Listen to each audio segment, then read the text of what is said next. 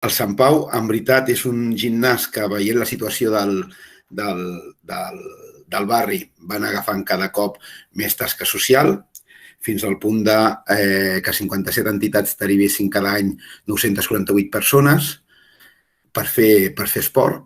Això és molt important perquè tu pots agafar molta gent que està vulnerabilitzada i que comparteixin espai, però la radicalitat del projecte és que tu estàs a la dutxa, veus dues persones nues i no saps qui aquella nit anirà a buscar un caixer per anar a dormir i qui anirà a buscar un caixer per treure diners i convidar la parella a anar a sopar.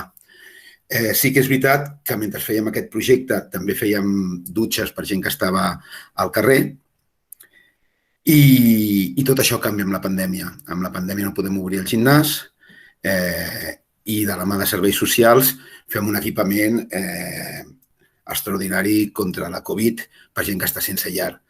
Quan dic que ara mateix és assistencialisme pur i dur, no ho dic despectivament. De fet, s'ha treballat molt. A dia d'avui portem 53.000 dutxes, 53.000 canvis de roba, que aquests canvis de roba és molt important dir que els han portat els veïns i les veïnes del barri, de Barcelona. Són moltes mudes i uns 42.000 serveis d'àpats. Jo sí que estic convençut és que necessitem un canvi de definir la ciutat i de definir, o al revés, entendre que el que nosaltres, com la ciutat o les oportunitats que dona la ciutat i la societat ens defineix com a ciutat i com a societat.